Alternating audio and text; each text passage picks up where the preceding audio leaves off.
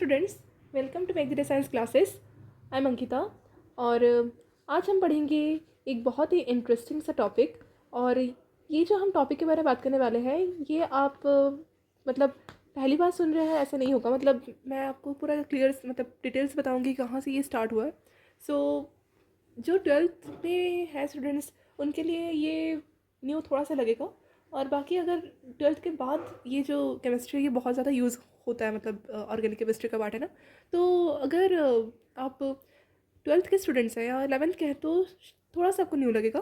पर मैं आपको ये गारंटी दे सकती हूँ कि ये वीडियो देख के आपको मतलब जो टॉपिक के बारे में आज हम बात करेंगे वो आपको मतलब समझ में आ जाएगा। ठीक है, मतलब कोई डाउट ही नहीं रहेगा। शुरू से स्टार्ट करेंगे ना, मतलब बीच से स्टार्ट करते हैं ना, बहुत बहुत सारे मतलब जगह से, तो प्रॉब्लम हो जाती है। अगर हम कोई चीज़ को जड़ से पढ़ना स्टार्ट करते हैं, मतलब एकदम स्टार्टिंग से, तो हमको ईजी लगता है जितना भी कठिन क्वेश्चन दे।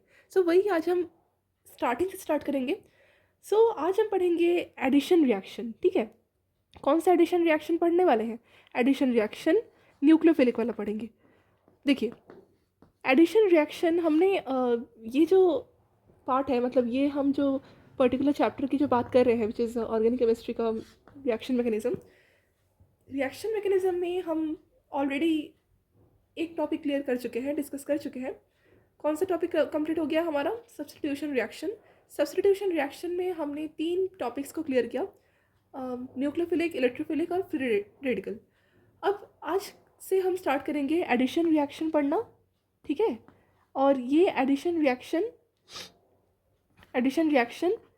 का भी फर्दर टाइप्स वही होता है, सेम। फर्स्ट आता है आपका न्यूक्लियोफिलिक,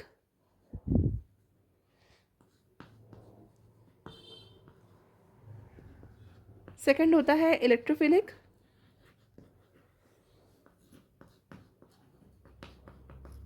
और थर्ड होता है फ्री रेडिकल।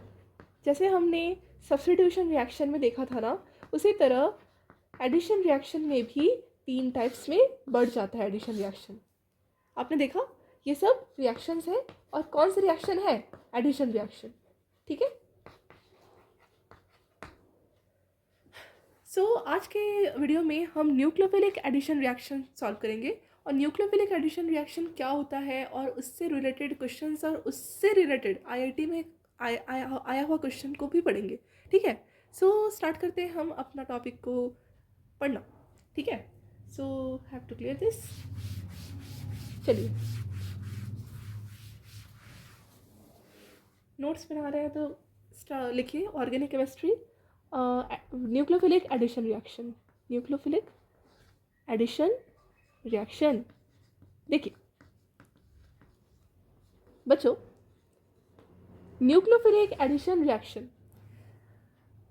न्यूक्लियोफाइल का मतलब मैंने बहुत बार आपको बताया है। न्यूक्लियोफाइल का मतलब क्या होता है? नेगेटिवली चार्ज स्पीशीज या फिर न्यूट्रल स्पीशीज। अगर नेगेटिव चार्ज स्पीशीज है तो वो क्या कर सकता है?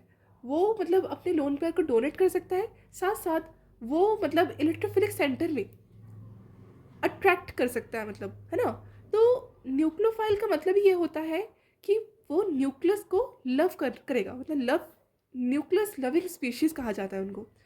और अगर ये न्यूट्रल देखे गए, ऐसे स्पीशीज़ अगर न्यूट्रल देखे गए तो वो न्यूक्लियोफाइल क्यों कहलाते हैं? उनमें तो माइनस का चार्ज नहीं होता, क्योंकि उनमें लोन पेयर पाया जाता है। और अगर कोई भी आपको स्पीशीज़ दिखे और उस पर्टिकुलर एटम में अगर लोन पेयर प्रेजेंट हो तो लोन पेयर क्या कर सकता है? अपने लोन पेयर को डोनेट कर सकता है, साथ साथ वो एक न्यूक्लियोफाइल बनेगा। ठीक है, क्योंकि lone pair is nothing but pair of electrons only, and electrons is what represented by minus charge. So neutral हुआ तो भी वो न्यूक्लियोफाइल की तरह काम करेगा, पर उसके पास लोन पेयर होने चाहिए। माइनस चार्ज है तो ऑफकोर्स लोन पेयर्स है। तो आप यहाँ से क्लियर आपको हो गया होगा कि न्यूक्लियोफाइल क्या है। ठीक है, वैसे मैं न्यूक्लियोफाइल को बहुत बार बता चुकी हूँ। न्यूक्लियोफाइल इलेक्ट्रोफाइल का मैंने इंट्रोडक्शन दिया था, साथ साथ न्यूक्लियोफाइल, इलेक्ट्रोफाइल और फ्री रेडिकल का हमने फर्दर सब्स्टिट्यूशन रिएक्शन भी अच्छे से सॉल्व किया है मैकेनिज्म के साथ। सो आई होप आपको यहाँ तक तो कोई डाउट नहीं होगा कि न्यूक्लियोफाइल क्या होता है। ठीक है, अच्छा, स्टार्ट करते हैं हम न्यूक्लियोफाइल एडिशन रिएक्शन का एडिशन वर्ड समझना। देखिए, एडिशन मतलब क्या होता है? एडिशन मतलब जोड़ना, ठीक है।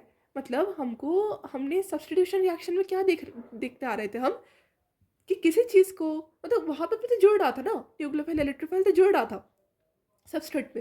पर क्या हो रहा था कि कोई एक न्यू न्यूक्लियोफाइल जब जुड़ रहा था, तो उसके साथ साथ आपका जो पुराना वाला जो ग्रुप था, जिसके जगह वो न्यू न्यूक्लियोफाइल आया, वो न्यू न्यूक्लियोफाइल या इलेक्ट्रोफाइल आया, उस जगह जो पुराना वाला कोई भी ग्रुप था सबस्ट्रेट में, उसको जाना पड़ा, ठीक है। मतलब उसको बाहर होना पड़ा, ठीक है। मतलब फॉर एग्जांपल किसी चीज़ को किसी चीज़ के साथ एक्सचेंज करना ही इज़ कॉल्ड सब्स्टिट्यूशन। वही एडिशन रिएक्शन में कोई भी सब्स्टिट्यूशन नहीं देखी जाएगी, यही हम पढ़ेंगे, ठीक है। एडिशन में चुपचाप से हम कोई भी, हमको गिवन न्यूक्लियोफाइल रहेगा, इलेक्ट्रोफाइल रहेगा, उसको हमको बस जोड़ने का मैकेनिज्म देखना है, ना ही उसके बदले किसी और को हटा के उसको जोड़ना। अगर उसके बदले कोई उससे उससे रिलेटेड कोई चीज़ हट जाती, तो उसको हम सब्स्टिट्यूशन रिएक्शन बोलते। और सब्स्टिट्यूशन रिएक्शन का भी हमने अच्छे से पढ़ा है कि कब सब्स्टिट्यूशन रिएक्शन होता है। ऐसा नहीं है कि आप कहीं भी न्यूक्लियोफाइल एडिशन रिएक्शन और कहीं भी सब्स्टिट्यूशन रिएक्शन ऐसे कर दोगे, ठीक है। मैंने ऐसे बता दिया, इसका मतलब ये नहीं कि आप कहीं भी कुछ भी करो। आपको हर चीज़ का कंडीशन पता होना चाहिए, साथ साथ हर चीज़ का मतलब भी पता होना चाहिए। इससे ही आप अपना मैकेनिज़्म फॉलो कर सकते हो। और हाँ, मैकेनिज़्म भी समझने के लिए आपको मैकेनिज़्म को प्रैक्टिस करना होता है। मतलब हर जगह सब मैकेनिज़्म आपको अगर जो भी समझ में आ रहा हो, जहाँ माइनस हो वहाँ प्लस से जोड़ दिए, जहाँ प्लस हो माइनस से जोड़ दिए, ऐसा नहीं होगा। मतलब हर जगह में आपको एक पर्टिकुलर प्रैक्टिस की ज़रूरत है, उसी उसी को हम समझेंगे, ठीक है। सो न्यूक्लियोफिलिक एडिशन रिएक्शन में जो वर्ड आपको एडिशन दिखा, इसका मतलब ये है कि न्यूक्लियोफाइल को जोड़ना है, न्यूक्लियोफाइल को जोड़ना है किसमें, कोई गिवन सबस्ट्रेट पे। आपको यहाँ तक क्लियर हो गया? क्योंकि न्यूक्लियोफाइल क्या है, रिएजेंट ही तो है ना। इस रिएजेंट और सबस्ट्रेट के बीच का रिएक्शन मैकेनिज्म को हम आज पढ़ेंगे। यहाँ तक क्लियर? कोई डाउट है? नहीं है? चलिए। अच्छा, सो न्यूक्लियोफाइल एडिशन रिएक्शन। सो आपको एडिशन का मतलब समझ में आ गया, जोड़ना। 70 में क्या जोड़े 17 हो जाए नहीं नहीं, वो नहीं पढ़ेंगे आज।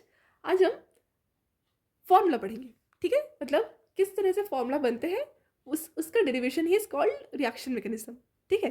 चलिए स्टार्ट करते हैं हम न्यूक्लियोफिलिक एडिशन रिएक्शन का डेफिनेशन लिखना, कि एक्चुअल में न्यूक्लियोफिलिक एडिशन रिएक्शन कहाँ देखे जाते हैं, ठीक है। देखिए, जो न्यूक्लियोफिलिक एडिशन रिएक्शन है, ये देखे जाते हैं, दे आर सीन, मैं नोट्स लिखवाती जा रही हूँ, लिखते रहिए। They are seen in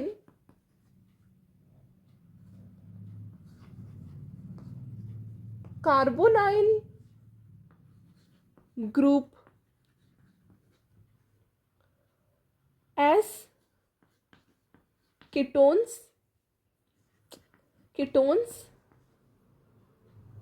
and aldehydes। देखिए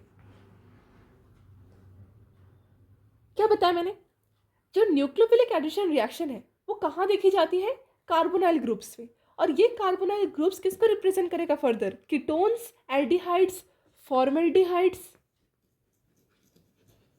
क्यों? यहीं पर क्या होगा आपका न्यूक्लियोफिलिक एडिशन रिएक्शन, क्यों होगा, क्योंकि आपका जो कार्बोनाइल ग्रुप है वो अकेला नहीं रहता। ये कार्बोनाइल ग्रुप अगेन कार्बन के साथ बॉन्ड बनते हैं दो ग्रुप्स के। It may be alkyl group, two alkyl group. और अगर दो एल्काइल ग्रुप का कार्बोनाइल ग्रुप बना, तो इस पर्टिकुलर स्ट्रक्चर को हम बोलते हैं कीटोन। पता है ना आपको? अच्छा, अगर कार्बोनाइल ग्रुप्स में ज़रूरी नहीं है कि एवरी टाइम कार्बन में दो एल्काइल चेन ही दिखे, हो सकता है कि एक में हाइड्रोजन है, एक में आर से सेटिस्फाइड है। सो इस पर्टिकुलर स्ट्रक्चर को हम बोलते हैं एल्डिहाइड। क्या बोलते हैं? एल्डिहाइड, ठीक है। फॉर एग्जाम्पल, अगर ये पर्टिकुलर एल्डिहाइड ग्रुप ही अगर एक हाइड्रोक्साइल ग्रुप से एडेड है, तो इस पर्टिकुलर स्ट्रक्चर को हम क्या बोलते हैं? फॉर्मेल्डिहाइड। अब इसकी क्या जरूरत पड़ गई मैम हमने ये क्यों पढ़ा, मतलब ये पढ़ने से कुछ क्या हमको बेनिफिट मिलेगा? यस, ये कार्बोनाइल ग्रुप्स के 3 ग्रुप मैंने आपको शो किए हैं। अब इससे पढ़ के हमको क्या बेनिफिट मिला, ये भी हमको देखना है। देखिए आप यहाँ देख सकते हो कि मैंने यहाँ पर 3 ग्रुप्स का नाम लिखा है, एक कीटोन और उसका स्ट्रक्चर बनाया है, एक एल्डिहाइड उसका स्ट्रक्चर बनाया है, एक फॉर्मल्डिहाइड इसका भी स्ट्रक्चर बनाया है। अब इन तीनों में आपको क्या करना है, न्यूक्लियोफिलिक एडिशन रिएक्शन देखना है, ठीक है। अब अगर मैं आपसे पूछूं कि ये जो न्यूक्लियोफिलिक एडिशन रिएक्शन है, ये न्यूक्लियोफिलिक एडिशन रिएक्शन सबसे फास्ट कहाँ होगा, ठीक है, मतलब ये न्यूक्लियोफाइल एडिशन रिएक्शन सबसे फास्ट कहाँ होगा, अगर मैं आपसे पूछूं तो आपका आंसर क्या होगा। आपके पास 3 ऑप्शंस है, कीटोन, एल्डिहाइड, फॉर्मल्डिहाइड, आप कौन सा बोलोगे। यहाँ पर हो जाते हैं हम कंफ्यूज, क्योंकि हमने सिर्फ पढ़ रखा था कि न्यूक्लियोफाइल एडिशन रिएक्शन में न्यूक्लियोफाइल ऐड होता है, पर हमने तो ये पढ़ा ही नहीं कि फास्ट कहाँ होता है, स्लो कहाँ होता है। देखिए आपको अगर याद हो तो मैंने सब्स्टिट्यूशन रिएक्शन में बताया था कि जो SN1 रिएक्शन है, SN2 रिएक्शन है, वहाँ पर फास्ट और स्लो कब होता है, राइट। इसी तरह न्यूक्लियोफाइल एडिशन रिएक्शन में भी हमको क्या देखना पड़ता है, फास्ट और स्लो रिएक्शन कहाँ होता है, ठीक है। और ये जो मतलब हम डिसाइड करेंगे कि कहाँ पर एक्चुअल में न्यूक्लियोफाइल एडिशन रिएक्शन फास्ट होगा, फॉर इज इट फॉर्मल्डिहाइड और एल्डिहाइड और कीटोन, ये हम कैसे बता सकते हैं, ये हम बता सकते हैं स्टेरिक हिंड्रेंस ऑन कार्बन, ठीक है। मतलब आप देख सकते हो कि ये जो कार्बोनाइल ग्रुप्स है, ये जो पर्टिकुलर कार्बन है, ये एवरी टाइम एक एक ऑक्सीजन से अपना डबल बॉन्ड का सेटिस्फेक्शन कर रहा है, पर जो उसके ग्रुप्स है, ठीक है, वो अलग अलग हो जा रहे हैं, ठीक है। जो सेम ग्रुप से बिलोंग कर रहे हैं उसको मैंने कीटोन बोल दिया। कौन सा ग्रुप होना चाहिए, it should be an alkyl group. अगर एल्डिहाइड है तो एक H और एक एल्काइल ग्रुप होगा, इट इज कॉल्ड एल्डिहाइड। ये टूट के जाता है, अच्छा। अगर फॉर्मल्डिहाइड हुआ तो एक हाइड्रोक्साइल ग्रुप और एक हाइड्रोजन ग्रुप का सेटिस्फेक्शन होना चाहिए। अब यहाँ पर स्टेरिक हिंड्रेंस का मतलब क्या होता है, देखिए स्टेरिक हिंड्रेंस आपको अगर पता हो तो फॉर एग्जांपल ये आपका एक कार्बन है, ठीक है। कार्बन में अगर फॉर एग्जांपल 4 बॉन्ड बनते हैं, अगर 4 बॉन्ड में मैंने एक बॉन्ड को फॉर एग्जांपल OH रखा, ठीक है, और बाकी जो 3 बॉन्ड है उनको RRR लिख दिया, मतलब एल्काइल ग्रुप से जोड़ दिया।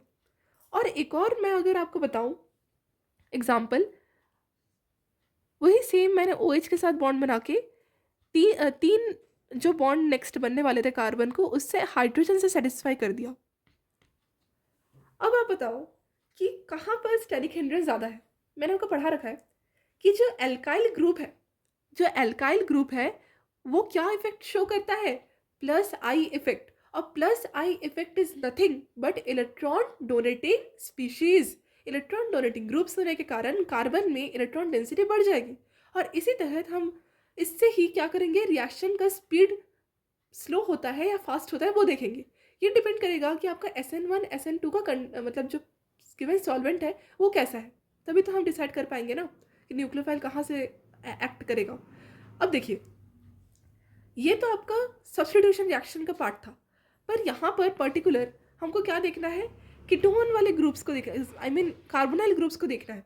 अब कार्बोनाइल ग्रुप्स में भी कार्बन का स्टेरिक हिंड्रेंस हम बता सकते हैं, कैसे, अगर कार्बन में 2 एल्काइल ग्रुप है, इसका मतलब कार्बन में स्टेरिक हिंड्रेंस बहुत ज़्यादा है, SH बहुत ज़्यादा है।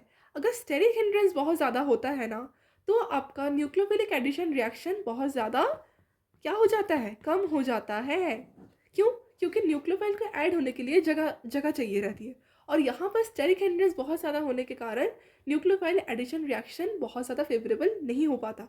इसीलिए क्या होता है कि स्टेरिक हिंड्रेंस के डिपेंडेंस से हम बता सकते हैं कि कहाँ पर न्यूक्लियोफिलिक एडिशन रिएक्शन ज़्यादा फेवर करेगा, ठीक है।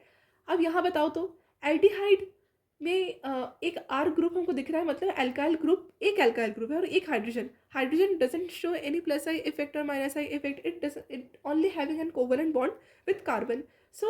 यहाँ पर आपको एक एल्काइल ग्रुप का बॉन्डिंग दिख रहा होगा कार्बन से, ये जो है प्लस आई इफेक्ट शो करेगा, पर एज कंपेयर टू कीटोन कम करेगा, ठीक है।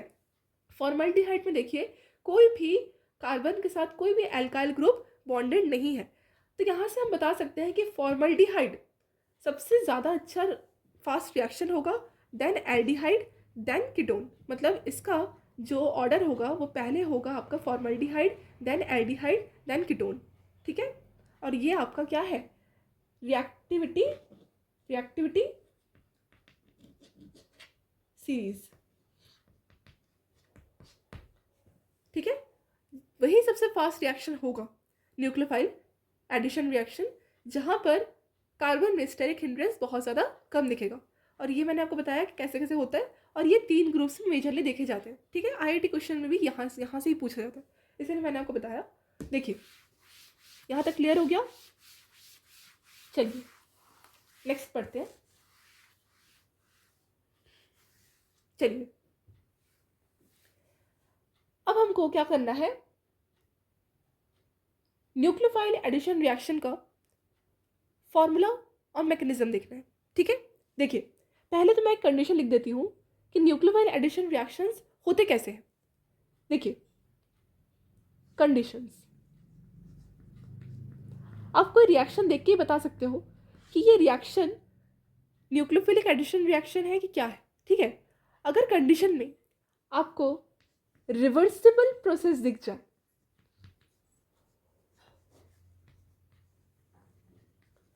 तो रिएक्शन क्या है, so then the reaction will B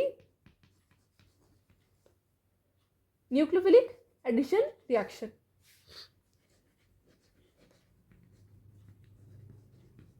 ठीक है। अच्छा एक और पॉइंट है, दे फॉर्म रेसिमिक मिक्सचर। इसका मतलब क्या है कि ये बैक साइड और फ्रंट साइड दोनों से अटैक कर सकते हैं, अटैक हो सकते हैं। ये एक और पॉइंट है, और जो नेक्स्ट है वो हम मैकेनिज्म से समझेंगे, ठीक है। ये 2 पॉइंट पहले कंप्लीट कीजिए। यहाँ तक क्लियर हो गया। अब समझना स्टार्ट कीजिए। देखिए न्यूक्लियोफिलिक एडिशन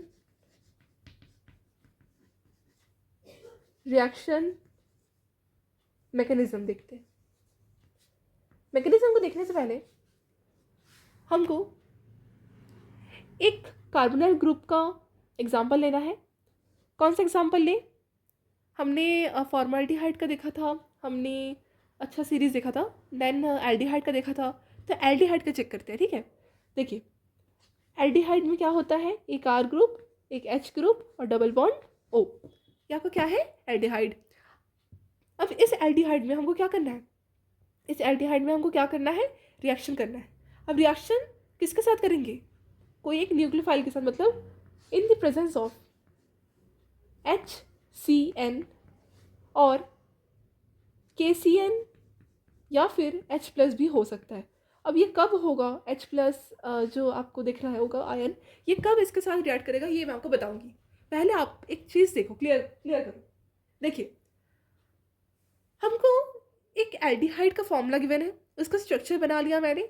अब इसको हमको in the presence of HCN, ठीक है, in the presence of HCN hydrogen cyanide के साथ रिएक्शन करवाना है। तो कैसे रिएक्शन होता है ये हम समझते हैं।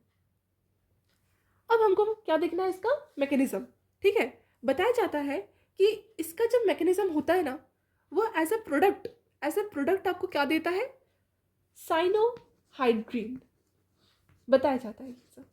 और ये ऐसा देखा भी गया है, साइनोहाइड्रीन, जिसका स्ट्रक्चर कैसे दिखता है, C1 single bond OH and 1 R and 1 H and another is CN, ठीक है। यही आपका साइनोहाइड्रीन है। अच्छा मैं आपको बता देती हूँ कि साइनोहाइड्रीन एक्चुअल में होता क्या है, उसके बाद हम मैकेनिज्म पढ़ेंगे।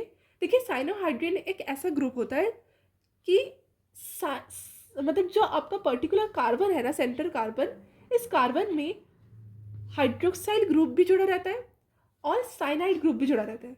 इसी कारण कार्बन को हम साइनोहाइड्रीन के नाम से जानते हैं। और ये कब फॉर्म होता है, जब एल्डिहाइड हाइड्रोजन साइनाइड से रिएक्शन करता है, और इसी रिएक्शन को हम बोलते हैं न्यूक्लियोफिलिक एडिशन रिएक्शन, क्योंकि यहाँ पर कोई भी ग्रुप बाहर नहीं जाता बल्कि ऐड होते हैं बाहर से reagents. That is called addition reaction. Which addition reaction? Nucleophilic. अब हम समझेंगे कि कैसे इलेक्ट्रोफिलिक सेंटर बना कार्बन. ठीक है, अब इलेक्ट्रोफिलिक सेंटर बनेगा कौन, वो भी मैं आपको बता देती हूँ, क्यों बनेगा वो भी बता देती हूँ. पहले मैकेनिज्म पढ़ लेते हैं, उसके बाद हमको we will easily get the cyanohydrin product. Okay, now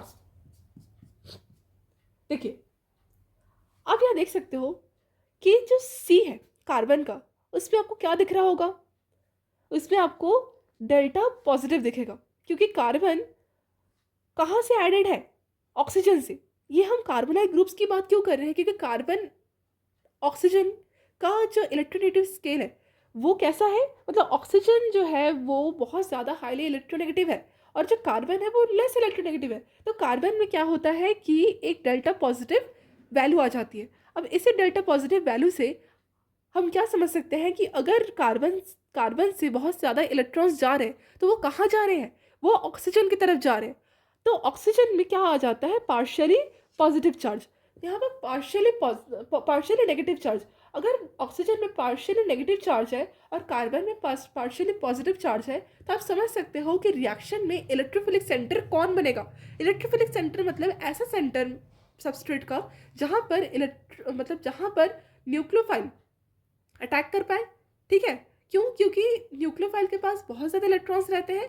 वहीं कार्बन एक इलेक्ट्रोफिलिक सेंटर होने के कारण इसको भी इलेक्ट्रॉन्स चाहिए, इसीलिए carbon will act as a electrophilic centre. ठीक है, यहाँ तक आपको क्लियर हो गया. अब ये जो कार्बन है ये बॉन्डिंग करेगा कैसे? आपको देखना पड़ेगा कि जो पर्टिकुलर हमको रिएजेंट गिवन है वो कौन है? Hydrogen cyanide. अब ये हाइड्रोजन साइनाइड को अगर मैं आपको ब्रेक करके बताऊँ तो कैसे ब्रेक हो जाएगा? H positive and Cn negative. और आपको पता है कि इसमें से अच्छा न्यूक्लियोफाइल कौन है? Cn negative. क्यों? क्योंकि Cn में आपको आप देख सकते हो कि जो कार्बन और नाइट्रोजन में कार्बन में एक लोन पेयर होता है. अब ये लोन पेयर, तभी तो नेगेटिव चार्ज आता है ना कार्बन में. अब ये लोन पेयर क्या कर सकता है? इस कार्बन को अट्रैक्ट कर सकता है. अब क्या होगा कि अट्रैक्शन के बाद जो हमको नेक्स्ट इसका स्टेप देखने को मिलेगा वो कैसा होगा? C single bond double bond O, और यहाँ पर हमको जो है एक एल्काइल ग्रुप, यहाँ पर हाइड्रोजन, यहाँ से हम लगा देंगे Cn नेगेटिव. नेगेटिव चार्ज हट जाएगा. सॉरी स्टूडेंट्स, लाइट चली गई थी. अच्छा, सो यहाँ पर हमने क्या देखा कि साइनाइड ने मतलब बॉन्डिंग कर ली कार्बन के साथ, और यहाँ पर कार्बन आपको पता ही है कि 5 बॉन्ड तो बनाएगा नहीं. तो यहाँ पर जो ऑक्सीजन है वो क्या था? हाईली इलेक्ट्रोनेगेटिव होने के कारण यहाँ पर हम बोल सकते हैं कि oxygen will take its electron like this, right. और यहाँ पर आपका क्या बन जाएगा? ये पूरा बन जाएगा ऐसे बॉन्ड. और अगर यहाँ पर ऊपर चला गया एक बॉन्ड, सो क्या हो जाएगा? इसका जो नेक्स्ट स्टेप आएगा वो कैसे होगा? C single bond O negative, और यहाँ पर R ग्रुप, यहाँ पर H ग्रुप, और यहाँ पर Cn. और ये Cn क्या है? ये Cn साइनाइड ही तो है. यहाँ पर साइनाइड ग्रुप ऐड हो गए. अब यहाँ पर आप देख सकते हो कि जो पर्टिकुलर रिएक्शन बना वो क्या है? एक नेगेटिव चार्ज कैरी कर रहा है. अब इसको हमको क्या करवाना है? फर्दर HCl के साथ बॉन्डिंग करवाना है. आप बोल सकते हो कि HCl का जो H है वो क्या है? डेल्टा पॉजिटिव, और Cl क्या है? Delta negative. ये ब्रेक होके आपको H पॉजिटिव देगा और Cl नेगेटिव देगा. अब ये H पॉजिटिव इस वाला ऑक्सीजन के नेगेटिव चार्ज के साथ रिएक्शन करेगा, और यहाँ पर आपका C में क्या आ जाएगा? एक OH ऐड हो जाएगा. और साथ साथ यहाँ पर हमारे पास एक R ग्रुप था which is alkyl group, and again we are having like this structure. और ये स्ट्रक्चर आपका क्या है? ये स्ट्रक्चर तो आपका साइनोहाइड्रिन है. हमने देखा था ना, ये रिएक्शन के पहले मैं आपको दिखा दी थी कि ये बनेगा. अब ये कैसे बना ये भी हमने मैकेनिज्म के थ्रू देख लिया, and it is the perfect mechanism of cyanohydrin formation. आपको यहाँ तक क्लियर हो गया. और यहाँ पर हम देख सकते हो कि जो स्टेप होगा वो स्टेप स्लो होगा कि फास्ट होगा. देखिए, यहाँ पर आप बोलोगे कि जो फर्स्ट स्टेप था वो स्लो था. क्यों? क्योंकि आप देख सकते हो, ये वाला स्टेप बता रही हूँ ना, इसके बाद वाला स्टेप फास्ट हो जाएगा, इसके बाद वाला स्टेप फास्ट हो जाएगा. सिर्फ हम देख सकते हैं कि जो फर्स्ट स्टेप है वो स्लो होगा. ठीक है, फर्स्ट स्टेप स्लो होगा। क्यों? क्योंकि फर्स्ट में जो हमारे पास स्ट्रक्चर था वो स्ट्रक्चर में डबल बॉन्डेड कार्बन से ऑक्सीजन में डबल बॉन्ड था। कार्बन में ऑक्सीजन में डबल बॉन्ड होने के कारण आप देख सकते हो कि टोटल जो कार्बन का हाइब्रिडाइजेशन था ना, हाइब्रिडाइजेशन,